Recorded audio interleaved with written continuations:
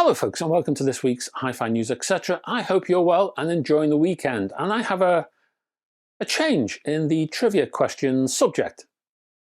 What we're going to talk about, we did physics last week, didn't we? I'm going to change that for this week. This time I'm going to go a bit hairy-fairy and I'm going to look at personal, social and health education. There's a broad umbrella. I can put anything underneath there, couldn't I? Let's see what we got. And I have a bit of a zinger. It's all about marriages. Marriages. Question is, which was the shortest lived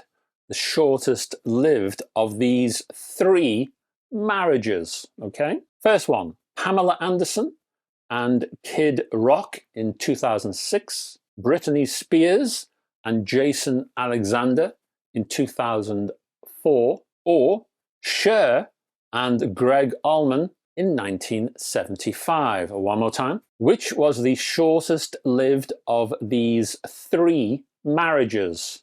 Number one, Pamela Anderson and Kid Rock in 2006, Britney Spears and Jason Alexander in 2004, Cher and Greg Allman in 1975. Bit of a different one this time around. Hey, I've turned into a gossip magazine.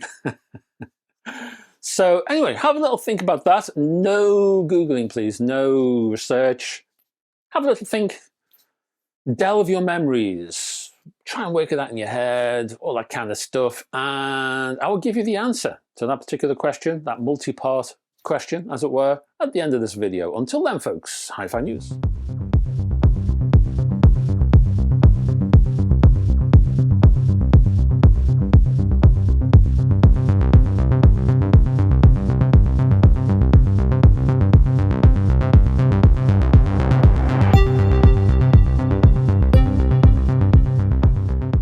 First up, we have news from EDIFIER, the MR5 tri-amped monitors, as they call them. The MR5s have been designed to handle normal listening room kind of spaces, but also near field use. In driver terms, expect to find a new dimpled tweeter waveguide which widens the available sweet spot.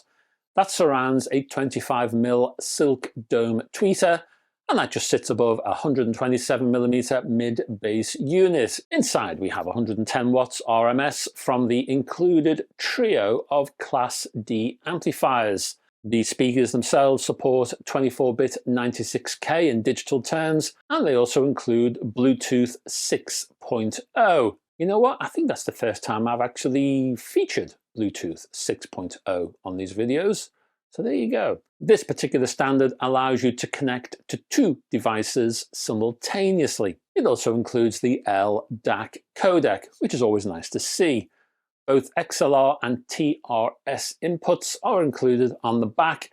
They sit alongside RCA and auxiliary inputs, and there are tone controls if you need those. On the front is also a dedicated headphone output. The speakers can be controlled via the Connex app, and the price is £280. If you want a link to learn more, I'll put one down below, and I'll do the same for the other items in this particular video.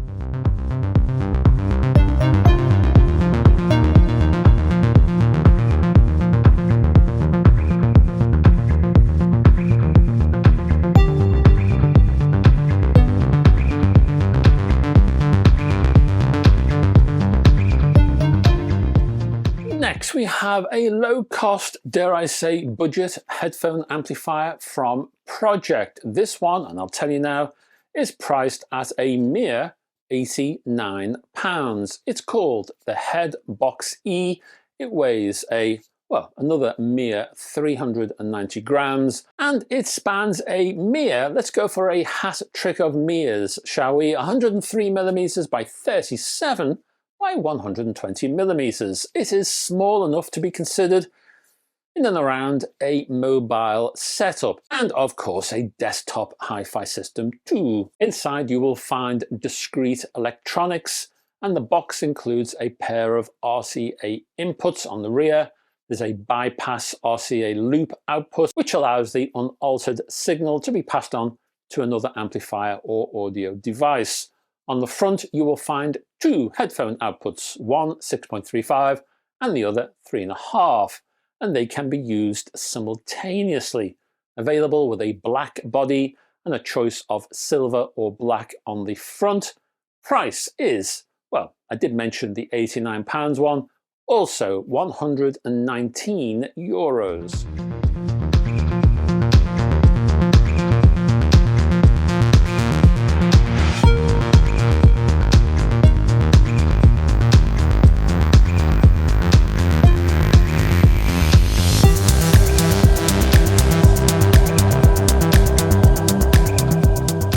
We are going digital for this next news item, and also rather higher in price. This one is from LUMIN.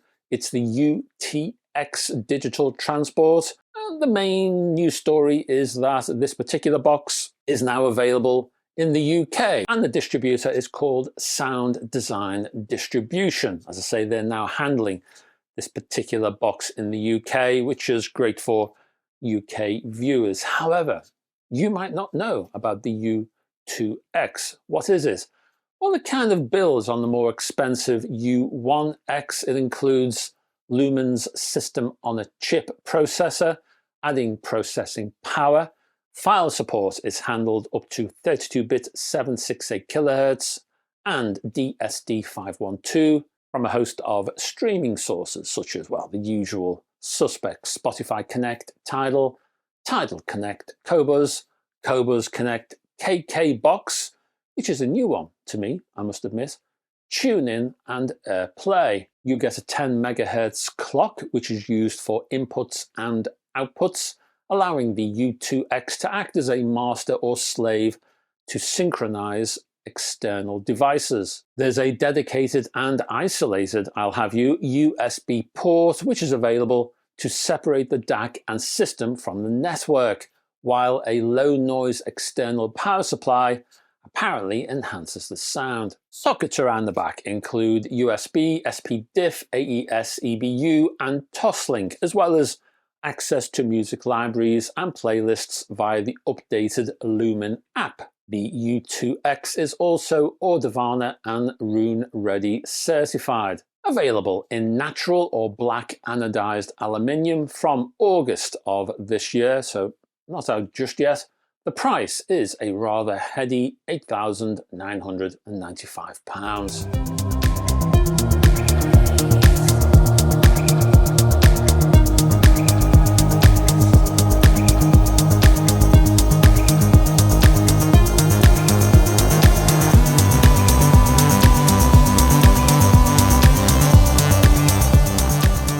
Next up, we'll go to the UK outfit AVID, and they have their first turntable available.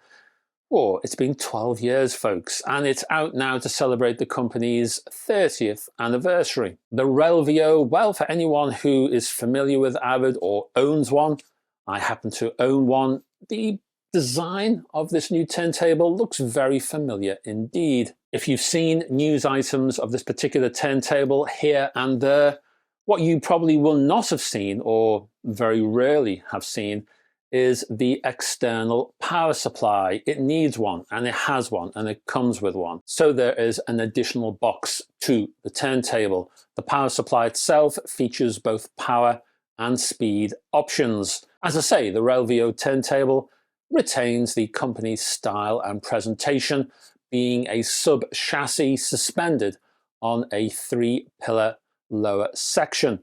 This new design also arrives with the company's own Altus V2 tone arm, and that arm features a dual adjustable bias compensation system, saying that if you really fancy, you don't have to have the AVID tone arm at all. You can buy your own, which is why if you decide to buy the AVID Relvio turntable and the company's own Altus version 2 tone arm, the price of the combo is, in the UK, £6,900. In the US, a rather more expensive, I wonder why, $10,995 or €8,995. Without the tone arm, well, the prices plummet down to £5,500 or $8,995 or €7,495. Again, if you want to know more, I'll put a link below.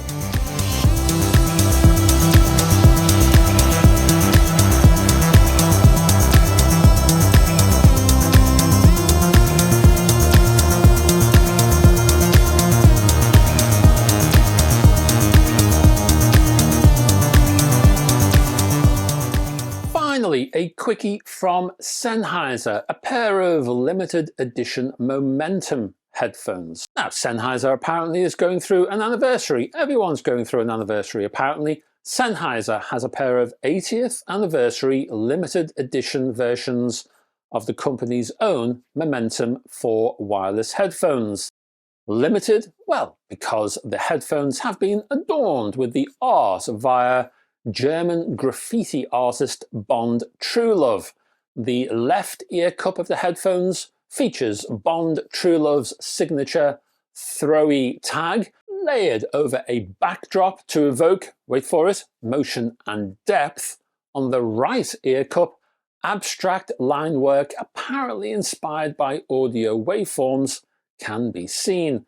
These strong yellow accents you can see here are all a nod to the original Sennheiser HD 414 headphones with their yellow foam ear pads. And it was quite the thing in the 70s when I personally noticed Sennheiser headphones. Bright yellow, that's the abiding memory of the brand back then. Prices, anyway, let's get back to the present, shall we? Prices for these limited editions are either £269 or, and this is rather odd, €269.90. Why? I really don't know. Seems a bit weird to me. Why not just €269 and be done with it? And on that Twilight Zone note, that's your lot. Thank you very much for staying to the end of this particular video. You need an answer, don't you, to the trivia question? Well, here we go. And the question is, just to remind you, which was the shortest lived of these three marriages? Either Pamela Anderson and Kid Rock in 2006, or Britney Spears and Jason Alexander in 2004, or Cher and Greg Allman in 1975, and the answer is Britney Spears and Jason Alexander. Pamela Anderson and Kid Rock got married in July 2006, and Pamela filed for divorce in November of that same year. So not a great deal of time there, hey. Cher and Greg Allman separated just a week after their marriage, but then got back together when she turned out to be pregnant. Then she divorced him again 2 years later. However, the all-comers record for the short-lived marital union was Britney Spears' Las Vegas marriage to her old friend Jason Alexander, which was annulled after 55 hours, which is shorter than a test match. One for cricket fans. Anyway, now you know. Thank you very much for staying to the end of this particular video. Before you go downstairs, can you click on the like and subscribe buttons, please? Just helps the old channel, you know, all that algorithm nonsense. And I'll be back with another one of these next week, and I hope you can join me. I hope to have your company. Until then, folks, bye-bye for now.